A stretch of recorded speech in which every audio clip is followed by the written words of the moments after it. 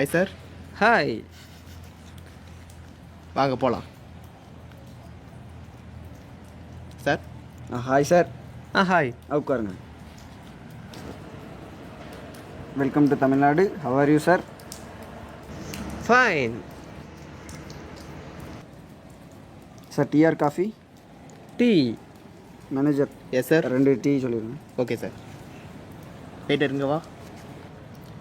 2 tea. Okay sir. Sir நம்ம இந்த புதுசாக ஒரு கார் லான்ச் பண்ணானே சார், 2 கோடி ரூபா பட்ஜெட்டில்.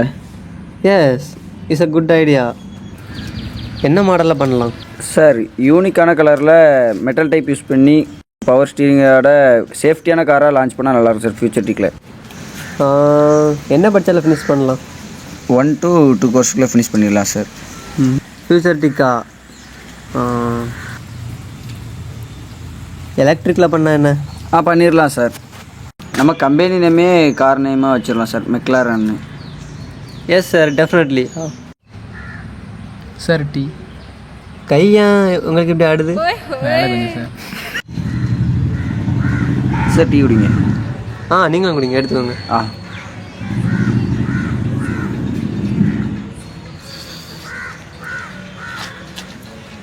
சார் கொஞ்சம் பர்சனலாக பேசணும்.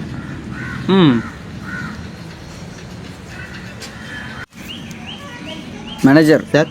கொஞ்சம் வெளியே நின்னுங்க. Okay sir. சார் ஃபஸ்ட்டு ஒரு 50,000 காரு லான்ச் பண்ணோம் சார். Okay, but India is a poor people. No sales. Waste of money. இந்தியாவில் யாரும் வாங்கவும் மாட்டாங்க, அவங்களுக்கு யூஸ் பண்ணவும் தெரியாது. இந்தியாவில் அந்த காலத்தில் யாருக்கும் படிப்பறிவு இல்லாதவர்களாக தான் இருந்தார்கள், இப்பொழுதும் அப்படி தான் இருக்கின்றார்கள். இந்தியாவுக்கு இன்வெஸ்ட் பண்ண விரும்பலை. No sir. உங்களுக்கு என்ன சார் தெரியும்?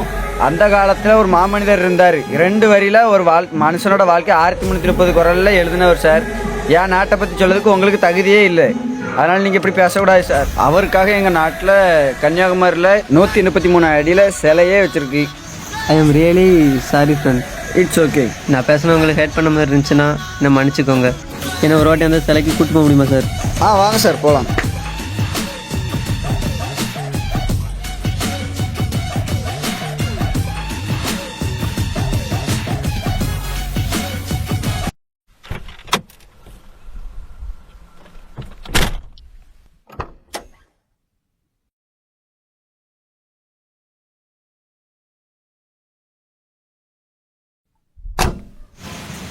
வாங்க சார் போகலாம். சார் இதான் நான் சொன்ன இடம். மேனேஜர் நீங்கள் கைடு இருந்தால் கூட்டம். Okay sir.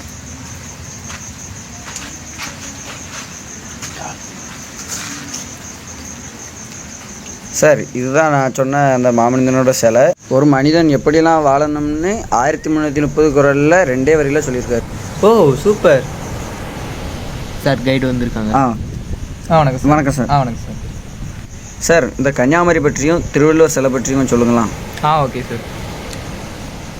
சார் இப்போ வந்து பார்த்தீங்கன்னா அந்த சிலை வந்து 133 அடியால் கட்டப்பட்டிருக்கு பார்த்துருங்க. 1900 ஆண்டில் வந்து முன்னாள் முதல்வர் கருணாநிதி அவர்களால் வந்து இந்த சிலையை வந்து திறந்து வச்சுருக்காங்க.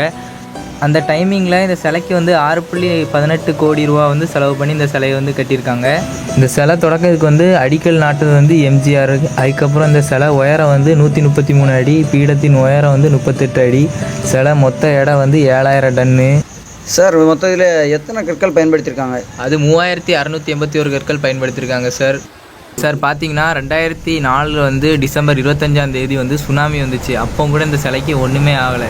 அதுக்கப்புறம் இந்த சிலையை மெயின்டைன் பண்ணதுக்கு வந்து 4 வருஷத்துக்கு ஒரு திருப்பு ரசாயனம் கலந்த ஒரு பொடியை வந்து இதில் தூவுறாங்க. அதனால் இந்த சிலை வந்து உப்பு படிஞ்சாலும் ஒன்றும் ஆகாது.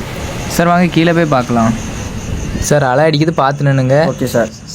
சார் இப்போ வந்து நம்ம அங்கே போக முடியாது, ஏன்னா பிரிட்ஜு வேலை நடந்துகிட்ருக்கு. இல்லை நான் அவங்கள அங்கேயே கூப்பிட்டு போயிடுவேன். அந்த சிலைக்கு பக்கத்துலேயே விவேகானந்தர் மண்டபமும் இருக்குது, நம்ம அங்கேயும் போய் பார்க்கலாம். ஆனால் இப்போ வந்து மெயின்டெனன்ஸ் ஒர்க் நடந்துகிட்ருக்கனால நம்மளால் அங்கே போக முடியல. அந்த சிலை பக்கத்தில் வந்து நம்ம பார்த்தோம்னா நிறைய வியூலாம் கிடைக்கும் சார். அந்த சிலையில் நிறையா வந்து குறிப்பேடெலாம் குறித்து வச்சுருக்காங்க. நம்ம இப்போ அங்கே போக முடியாது, ஏன்னா மெயின்டெனன்ஸ் ஒர்க் நடந்துகிட்ருக்கு. நான் நெக்ஸ்ட் டைம் வரும்போது உங்களை கண்டிப்பாக நான் கூப்பிட்டு போகிறேன் சார். ஓகேயா மேனேஜர்? Yes sir. இவங்களை லேட்டாக பார்த்துட்ருங்க. Okay sir. சார் வாங்கிடுங்க பைசா. Nice to meet. பார்த்தீங்களா சார் எங்கள் பெருமையை? ஓ எஸ். சாரி சார், நான் தெரியாமல் இதை பற்றி. சார் இருக்கட்டும் சார், விட்ருங்க. மனுஷங்க சார். ஆ